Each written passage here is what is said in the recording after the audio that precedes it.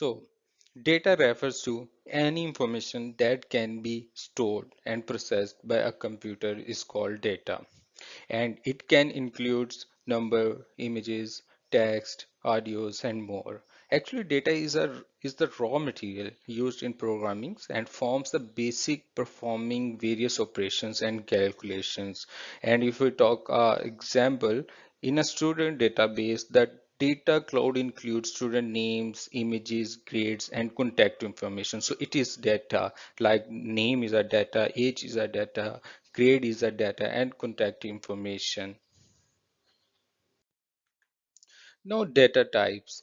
So data is divided into different data types because that used to define nature of data, specify the operations that can be performed in it, and it ensures that the appropriate operations are applied correctly and help programmers to maintain data integrity, optimize memory usage, and enable efficient computations. Let me show you some of the examples. We will also explore each example in depth as well.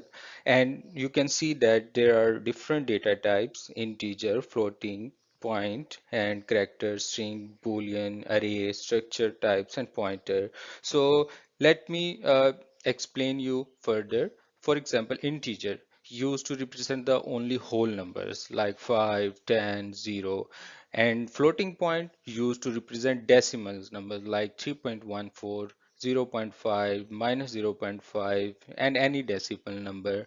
And if we talk about the character, represent individual characters like a, b, dollar sign. And if we talk about string, and it represent the sequence of characters like any sentence like hello world. And if we talk about the boolean, and it boolean represent only true or false values. And arrays on the other hand, so arrays is actually represent a collection of elements of the same data type. Like you can have a array of integer, array of decimals, array of characters, string, or boolean, or any type. And if we talk about the data structure types, allows grouping of different data types into a single entity. Like you have to group different data types into a single entity. As you know, programmers know that there are classes and structs, so it's an example of structured data types. And on the other hand, pointers, it pointers stores memory address of the variable or the data. Like you have declared a variable, the variable is stored in a memory location, and that memory location is stored in a pointer. Now we will explore some of data types in depth. Here are some of examples of data types and their subtypes in brief explanations. And before I explain the types, you have to understand the basic concept of memory storage. So as you can see that in size column, I have added some bit size. So a bit is the smallest unit of storage and information. A bit can have one of two possible values, 0 or 1. By combining bits, large units of information can be formed. For example, a group of 8 bits is commonly referred to as byte, and then multiple bytes makes a megabyte, and short terms from is MB, and so on. So integer used to represent the whole number. Integer is divided into three subtypes. We have short, int, and long, and then each type have a different size, like 16 bit of short, integer is 32 bits, and long is 64 bits. And I have also written some of the examples and range. So any range is any number that can be held in this short. Like short range is minus 32 768 to 32 767. And on the other hand, the floating point numbers. So floating points used to represent decimal numbers. Floating and double both represent floating point numbers, but the main difference is between them is precision. Float provides a certain level of precision. It can store floating point numbers within a limited number of significant digits. Typically, a float has a precision of about 7 decimal places. On the other hand, decimal offers higher precision compared to float.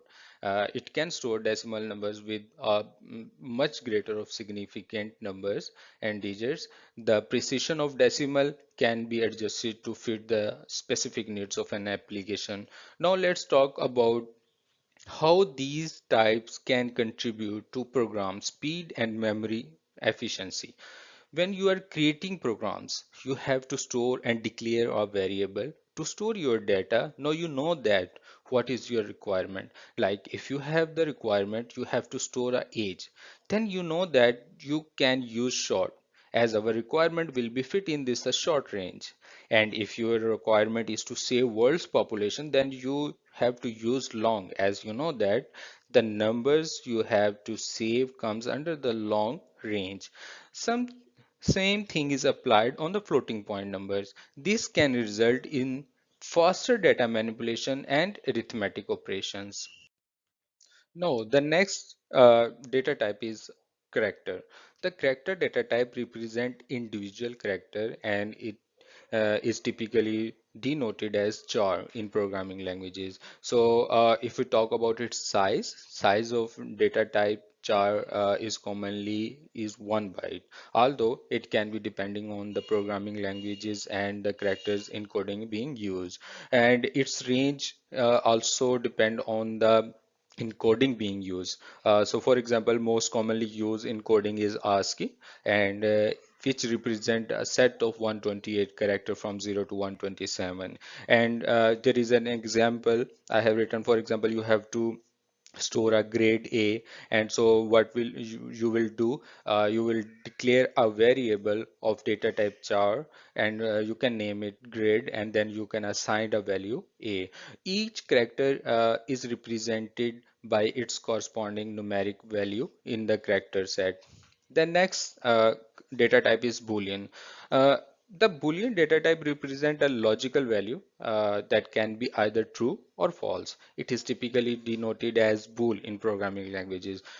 This data type is used in programming to make decisions and control the flow of execution based on the conditions. They are often used in conditional statements, like you can use in loops, conditional operations. The size of the Boolean data type can depending on the programming language and implementation. In most cases, it occupies 1 byte of memory, but the actual size may differ. As mentioned earlier, the range of a Boolean data type is limited to two values. It either be a true or the false. These values are used to represent the logical states of true or false. The range is fixed and does not encompass any other values. So, for example, I have also written an example of the Boolean, like I have a bool variable is true and I have assigned a value is true.